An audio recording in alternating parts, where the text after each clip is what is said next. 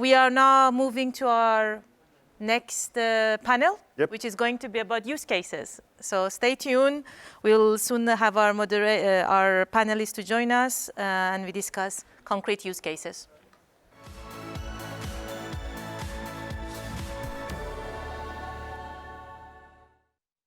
So I think we are good. I will proceed with introducing our panelists. We have Cyril Alouche, Fellow and VP within Atos, a PhD in computer science, leading Atos Quantum R&D program that we already heard a little bit about since its beginning in late 2015. He's also coordinator of a recently announced European quantum flagship project, Nisk, which we will also hopefully during the panel can get more information about. We are also lucky to have Elvira Shishenia with us, research scientist at Total, which was already discussed about the potential use case that are working on quantum computing since 2019. She working on quantum chemistry and linear algebra, so it's very exciting to look in the details later. She's also founder and leader of Quantex, the École Polytechnique Quantum Tech Alumni Association. And we also have Will Zhang with us from New York, computer scientist leading the quantum computing research at Goldman Sachs. Work on quantum computing both in academia, industry, and nonprofit, funding member of the Unitary Fund that we will have a talk about it later on, which is a very exciting initiative as well. And he has been previously also at Rigetti. So it's great to have you all with us. Thank you very much for your time. Let me start, since this afternoon we're changing the gear. We heard about qubit, we cared about the landscape, and we are hearing about middleware, and this is the tools to use cases. So Cyril, maybe you can start by telling us what kind of development tools already exist there, following up what we already heard from the Elia Girard, and also what kind of higher level development you're focusing on. Sure. So maybe just to remind what we mean by middleware. So middleware is, of course, all the software that is between the end user, the application, and the hardware. And so we are addressing really both and trying to make the bridge as steady as possible. So from the user point of view, it's about a front end, and you need a high-level programming language there, and we rely, as most actors, on Python. Then on the other end, you have the hardware, and there we provide in the QLM and in the freeware version, which is called MyQLM, which is a freely downloadable on GitHub. We provide all the connectivity toward a QPU. So a QPU is an abstraction. A QPU is anything that can talk quantum, that can receive a circuit and then spit out numbers that are a measurement and that you will interpret on your classical computer. So QPU can be, of course, a real hardware, but it can also be a simulator or whatever is understanding a circuit. And in the middle of this, there is indeed a lot of software techniques to reinvent that we could call, in the classical word, compilation. That I would say that's the closer analogy in the classical world. You know that the quantum world is very different, but there we have all the algorithmics to translate a high-level programming language toward a specific hardware. So as our CEO, Mr. Girard, mentioned, a good middleware must be hardware agnostic, but at the end, of course, you need to make the optimal translation of a program so that it can run optimally for a hardware that can have a very specific characteristics, like its response to noise, its connectivity, and so on and so on. And so this is where Atos has invested the most of its effort today in these compilation techniques and also for this high-level programming language. And so we can already, for instance, connect to various real QPUs, so quantum hardware, like IONS, what we do with the European Commission with the Action Project, or other experimental or commercial superconducting qubits or similar technologies. We come back to QLM, but I'd like now to ask Elvira, who has been a beneficiary of the use cases and has been working in Total. So to telling us a little bit about the role of emulation that we heard a lot about it is in software development, and what was your experience using QLM language, especially advantage of the noise integration. So the floor is yours. Thank you very much. So yeah, that's actually the great feature for us, having the quantum simulators. In order to improve our skills in the understanding of the quantum algorithms model, because it's completely different from what we have in the classical. And since the quantum hardware technology is not yet mature enough, but we envy to move towards preparing our problems and our algorithms for the future. So that's, I would say, the genius tool for us to learn, to train ourselves, to prepare our problems, and to encode the classical data and criteria to intervene to the future quantum computers, staying hardware agnostic, for instance. Yeah.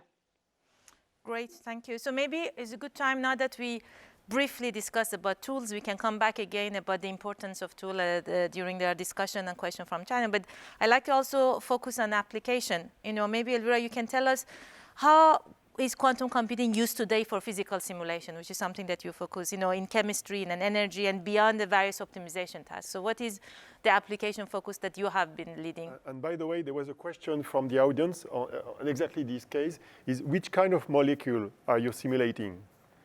The one that was mentioned by Eli just beforehand. Yeah, so I did some of homework. I prepared a couple of slides. If you don't mind, I will share them. Yes, please. Yeah. We have your slide. Yeah. So being a global energy leader, provider, and producer as well, total, so we have a wide range of activities in the domain of quantum chemistry and material science. And we work on it internally and with external collaborations. And that's everything related to the batteries, refinery-related activities, and also the study of the new materials for gas storage and transportation, and many others. But also, as Elie Gerard mentioned previously, there is one important, I would say, one of the main directions to the sustainable future for Total is the carbon capture, utilization, and storage. And that's what we actually, it's very important to find the cheaper solutions that could help to us to improve this process. And that's why we count a lot on the quantum computing, because of its promise to overcome many of the issues and limitations of the classical quantum chemistry, such as, for example, for the cases of the strongly correlated multi-reference systems. And that's what we practically do in the collaboration with the Cambridge Quantum Computing. We use the quantum computers for study the metal organic frameworks, is the porous structures that are represented on this slide, for capturing CO2 from the atmosphere by adsorption.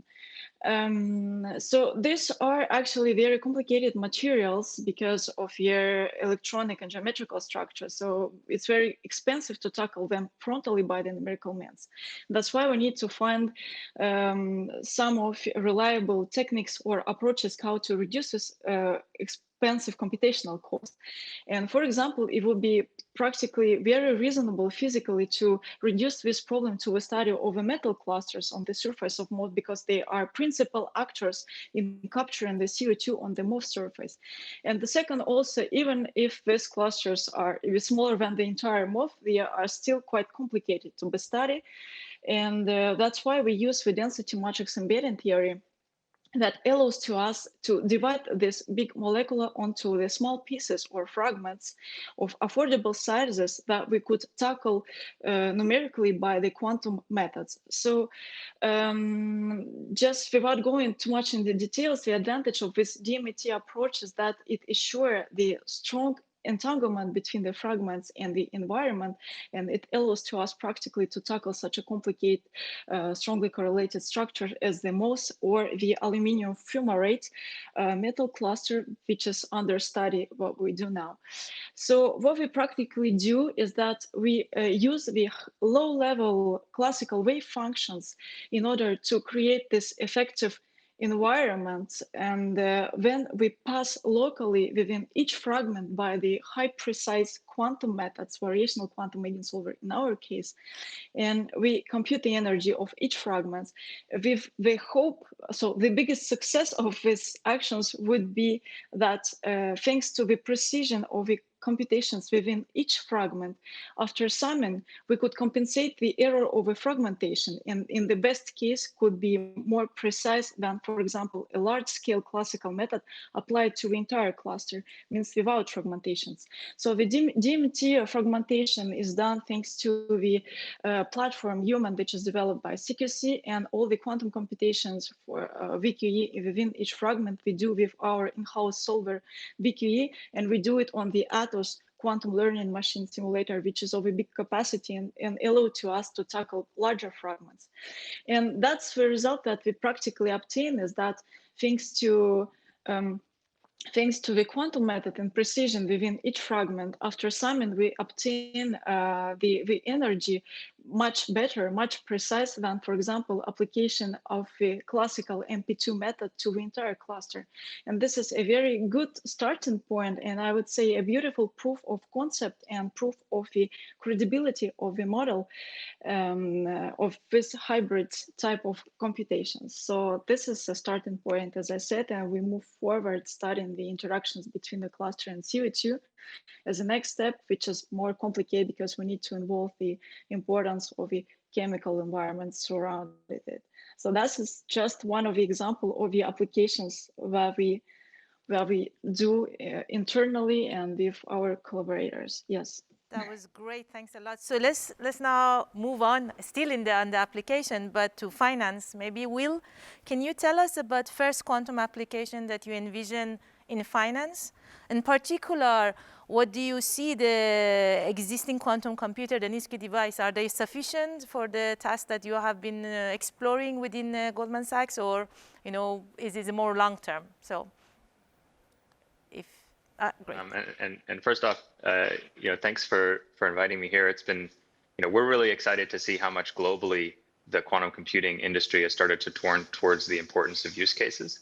And particularly, with what's starting to happen in France, as more and more big companies are getting involved, there's going to be a much more advanced understanding of what it takes to get to production applications than there has been so far, when, the beginning of the quantum industry has mostly been academically focused. So with respect to finance, we're taking what I'd say is a relatively long-term view. We're trying to work backwards from problems that we understand very concretely at the firm and do resource estimation. So figure out how many qubits do we need, there's also all the other metrics you can think of, logical clock rate of your QPU and stuff. What are the requirements of the hardware that are going to be needed to attack problems in production? Now, finance has some advantages as a use case area. One is that we have pretty concrete mathematical problems, and improvements in those mathematical problems can be scaled globally and have significant economic impact very quickly. There is a disadvantage, though, compared to the total use cases, which is that in finance, things are not natively quantum. We're not trying to simulate quantum systems. And so there's sort of this trade-off in investigating use cases. And now to your other question about Nisk devices and what we have available. So Nisk devices right now do not look sufficient for production applications. Now, it also depends on what you mean by Nisk. So maybe I'll say the devices that are available now are interesting to test with, but most of our work day to day is actually algorithmic. So we work backwards from computational complexity advantages that are understood, and then try to get to wall clock time estimates of how long things are going to run. So I'll give you one concrete example of something that we've been looking at more recently, and we'll have more information coming out in the next few months on, which is options and derivative pricing. So this is extremely large markets globally, internally the firm, but also within the entire financial services industry. A lot of compute is used to price these contracts and derivatives overnight or sometimes faster. And we know that quantum computers can give you a quadratic speedup in sort of lots of the relevant cases. And so our work is to take that to say something more concrete about, well, exactly how many qubits do you need? What are the constant factors? And what are the steps we're going to need in order to get to the production realization of that theoretical advantage? And right now, it definitely doesn't look Nisk, But one thing we've seen in applications of quantum over the last few years is that new ideas are still ripe to be found. That's great, thank you. Cyril, maybe I can bring you back on board, regarding this application and all the challenges that we're already discussing about how to bridge the application to the current hardware. And you can tell us about this project that you're coordinating within the EU consortium, Nisk, to see what is your vision in this bridging and finding the correct links. Yeah, absolutely. So this project is called Nisk. It's of course a play on word on the Nisk, so noisy intermediate scale quantum computing. That's the buzzword today of quantum computing toward applications. So Nisk is written N-E-A-S-Q. C for next application in quantum computing. So it was our answer. So it was a project. It is a project coordinated by Atos and 11 other partners, half academic, half industrial, including 2 startups. It was our reply to the call, the complementary call on quantum software by the European flagship. Most of let's say the players may have noticed that software was absent in the first phase of the flagship, but now it's up with this complementary call. And our reply to this call was that, of course, there is to invest in the middleware, in the programming language, and so on. But above all, it's very important to invest in applications, in end-user applications. And so our proposal was quite genuine in the sense that it is a use case-centric proposal. So it's based on 10 use cases that are all endorsed by an industrial or financial actor. Financial because we have the HSBC UK in the project. The other being Total, EDF, AstraZeneca, and that's all, and us. So each use case is endorsed by an end user, an industrial end user that provides all his figures of merit. What is this quantum supremacy in his business on this specific problem that he chose, and is working with an academic. So it's a pair. Each use case is addressed by this pair, and the academic has also endorsed that this use case is compatible with Nisk, and so is eligible to a quantum advantage, a quantum supremacy. And part of this project also is to build a community, so outside of the project, with a strong effort on dissemination. Each partner is committed to organize a workshop on his own use case domain for a rhythm of 6 months.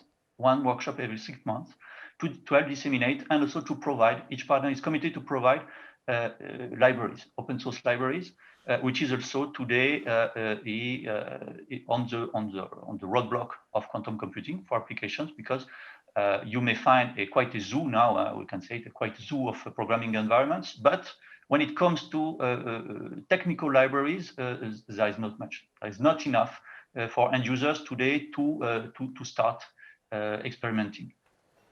So each of our partner is committed to deliver part of his own development to an open source. It would be a pure open source, it would be a copyleft license on a GitHub.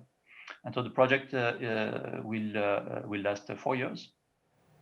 And we really want to make it inspirational, that we can have academic and industrial work together on a use case while doing science for the one and real application research for the other.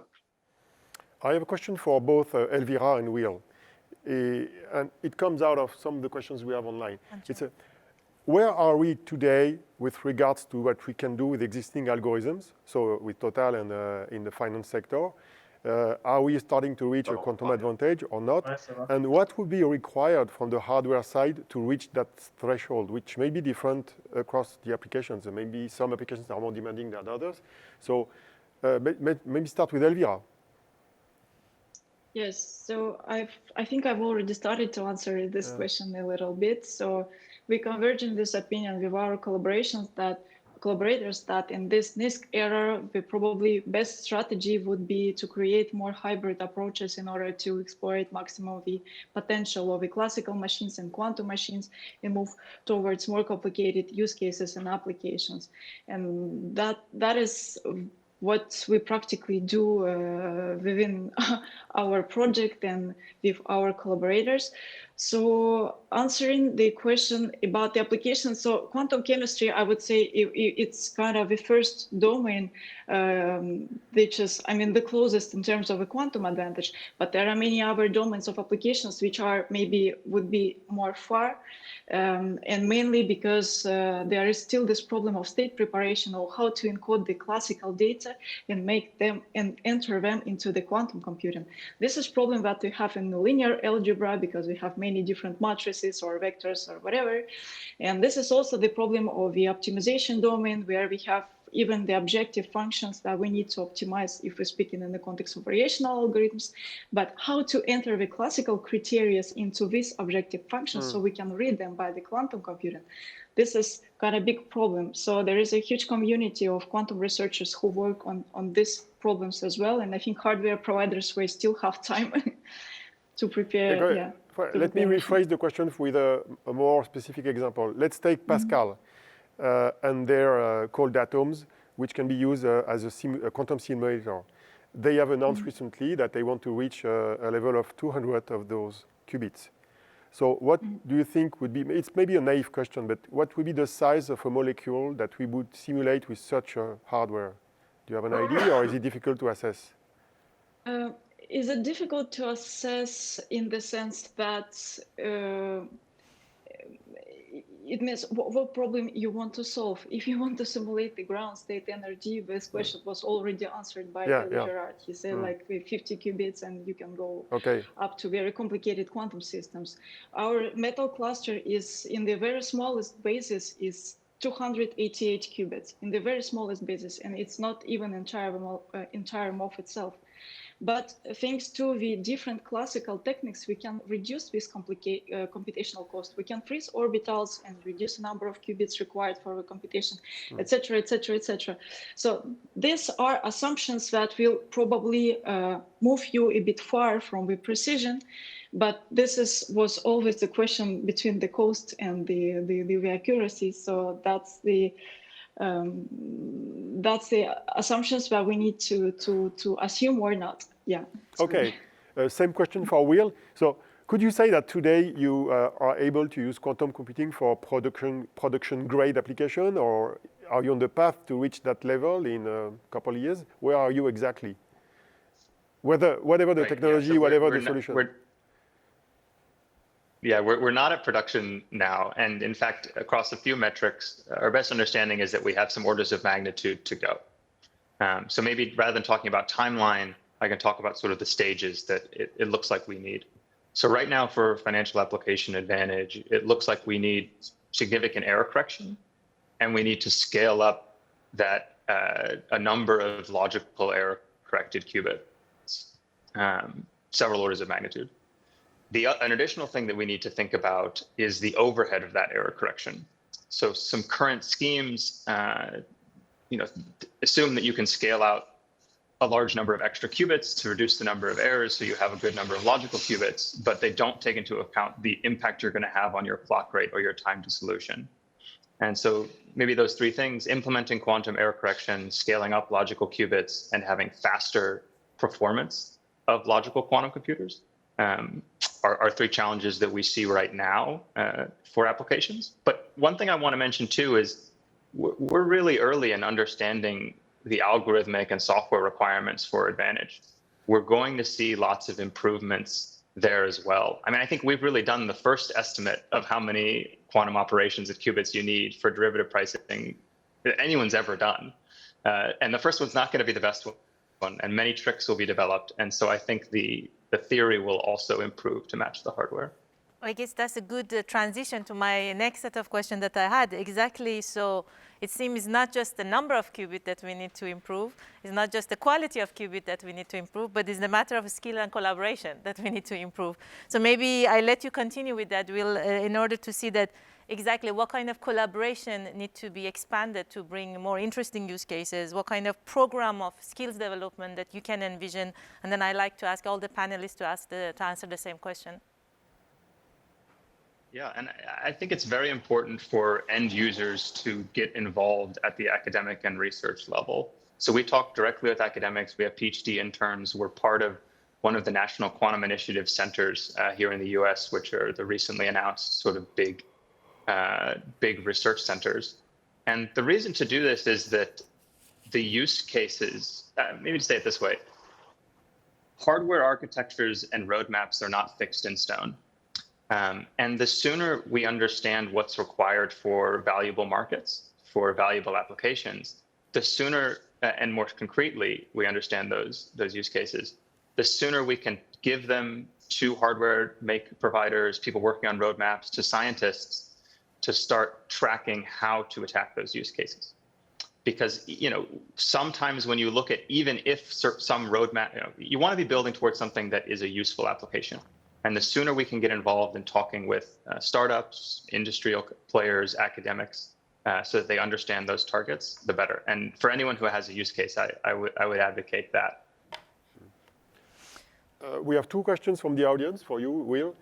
One is, are you using quantum annealer, both for testing or the production?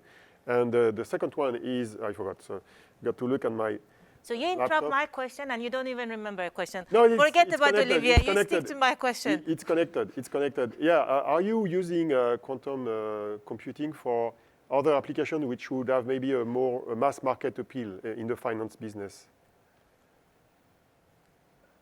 So we're not using annealing in production. We are looking at it as we're looking at a lot of different computational backends. Annealing as a type of quantum. There's also other classical things that are interesting. With annealing, the thing to look for is we ask similar questions. What is the benchmark that's going to show us that this is going to work better in production? So we're not using it in production now. And then in terms of other use cases, derivative pricing for financial services is huge. It also relates to risk calculations in general. You can do hedging with similar calculations. So that's kind of a global markets one. Another application in finance that we're very interested in is portfolio optimization. There's also many other kinds of optimization that come up in finance. There are some Nisk approaches to optimization where it looks more heuristic, but then there are some other they require better qubits, but they have more provable speedups approaches to optimization as well. So those are kind of some other big categories. Maybe a third one that I'll mention, just so that we get all the kind of big space of things in finance we're looking at, is machine learning. And quantum machine learning, right now, it's very early days. I think it's very heuristic. We don't know where it's going to be better, but it could have a very, very large impact. So sort of simulations and pricing and risk, optimization, and machine learning are kind of the three big areas that we're looking at. Okay, let's go back to skills and collaboration, if you may allow me, Olivier. You have 10 minutes, so it's fine. Plenty of time to cover this. No, but I think, joke aside, I think it's a very important question. And again, I'll come back to you, Elvira, and then to Cyril, to tell us, how do you think to build a quantum software development skill? What's the right way? What is the need of industry? And how do you see that, these skills, talent need to be embraced and educated? I think that definitely, and it's very important that all people involved in somehow an application of quantum computing understand that everything has to be reinvented, and never consider yourself as a technology taker there, but as a technology maker, because it's time to build these new applications. We never insist enough that there will never be no magic box that will convert your existing software to a new quantum one. So if you don't do your research on your own problems, on your own algorithms, someone else will do it. And maybe, for sure, in fact, in your specific business, it will retain the intellectual property, and it will retain all the benefits when quantum computers, large-scale quantum computers will happen. So we really want to insist. We know that it's difficult. This is a third technology. Quantum is third. The quantum physics is third. Okay, you have to do with it. But you can rely now on students. There are now quite good courses in the universities, in the schools of engineers. And please really believe us, you can take interns, summer interns, master or even a bachelor license to work on your use cases, to do some bibliography. We can tell you, and I'm sure the other panelists will confirm, that will give you a first handle over quantum and have a first overview of what might be feasible and when. Just by doing some bibliographical research, making some bridge with the academic state of the art, with the first early papers that we can see, talking about use cases. And that's, to me, the main, really the main obstacle if we want really to go toward a real application. We need to have industrialists on board there, and for them to bring their use cases. If you look back at 5 years ago, of course, all the literature was very theoretical. It was complexity theory and so on. But we need to feed the academic world, and you can't find better than an intern that you will be able to procure a PhD then to make this bridge with the academic world and enrich both the academic and the industrial world. Thanks a lot. Elvira, you have also very interesting own history, coming is from outside of the field and very quickly jumping and being able to get your hand dirty as a user. So tell us about that based on your own experience. How do you think this journey of being a quantum software developer can be performed? Yes, so I'm mathematician, applied mathematician, but I can't say that it was so much scary for me to take this transition to a quantum computing software development since, well, Hilbert space and Python coding, I was already familiar with that. But speaking globally about what, for example, industrial companies were looking for, of course, we have problems where we need to solve, and we need to solve them efficiently and to create these efficient approaches. And that's why, in order to create application-oriented approaches, but also the architecture-adapted approaches, because we know that sometimes we can take the advantage of a specific type of architecture in order to develop a more efficient method. So in this case, you will need to overlap like many different competencies. The competencies of person who are specialists in the physical background of a problem, the competencies of a person who are familiar with the quantum algorithm developments, and also the competencies of a person who work on the hardware side of this problematics.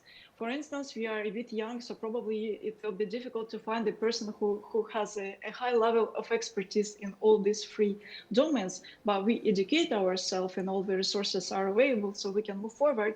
But at this current stage, I think the main goal of the enterprise and the industrial companies will be to ensure, as Cyril said as well, this healthy communication between all these specialists and all these competencies in order to build something efficient and something very useful. Yeah. Great. People online, you're becoming lazy, you're not asking questions, and then Olivier and I will keep talking. So please chat your question, making sure that we are presenting your question. Meanwhile, maybe we can come to the one question that has not been discussed a lot during the day so far, and that's the quantum annealing platform. Maybe Cyril, you can tell us, because you are starting to integrate the quantum annealing within your platform. So maybe what is the prospect that you saw in that advantage? Because that's quite different with the other approach that exists. Yes, indeed. In June, we added the annealing framework to DQLM, meaning that you can, I repeat, we're really a middleware guy. So we bridge between the application and the hardware. So you can, on the application side, on the end user side, you can program annealing problems in the form of Kubo, famous quadratic unconstrained binary optimization framework. And then on the other side, you'll be able to output this to an annealer for instance, the wave, but there are new startups and new governmental projects to build alternatives to this technique. And we think that indeed there is more and more convergence between annealing and classical and digital quantum computing, in particular in this Nisk era, because in fact the bridge is very, very natural. It's the so-called variational quantum algorithm, which is in fact just an approximation of the annealing. So we decided to add this in order to have, of course, the broader experience for the users, but also to help bring the two worlds together also. There are good things to see in the annealing structure because you have many more qubits, or let's say spins, than what you have in the digital quantum computing. And we think that it's also time for users to experiment the best of the two worlds, knowing that there is a natural bridge there. There's an algorithmic bridge between the variational algorithm and the annealing structure, the annealing hardware. Okay, we focused, in a few minutes left, we focused a lot on these particular use cases, financial simulation, because this is the one that everybody's talking about. Quantum chemistry, quantum machine learning, quantum optimization. Hopefully we'll hear during the rest of the afternoon about the other one. But let's say sticking to this particular application, which is your expertise in the panel, if I give you the choice that do you want more qubit or much better quality qubit, which one you go for? And what is going to be really make a different impact on the particular use cases that you have seen right now, in order to let's say that to the feedback that you want to give to the hardware development, where should they go, scalability or the quality? Don't say both, you have one choice. Will, you go. Don't say both. I guess I'll say it's quality right now. And the reason for that is that scaling up without having a path towards much lower error rates doesn't look, at least right now, it doesn't look like it's going to provide advantage on the applications we understand today. So I'm very, I think one of the major hardware milestones we're going to look to see in the next couple years are the first demonstrations of error-corrected qubits and error-corrected operations on qubits, and we're very excited about that and how it's going to inform roadmaps towards applications. Great. 1 minute each for Elvira and then Cyril, so we can finish on time. Well, I would also say the quality and also the perspective to increase the capacity. At least we should know that it is possible with the existed, for example, architecture.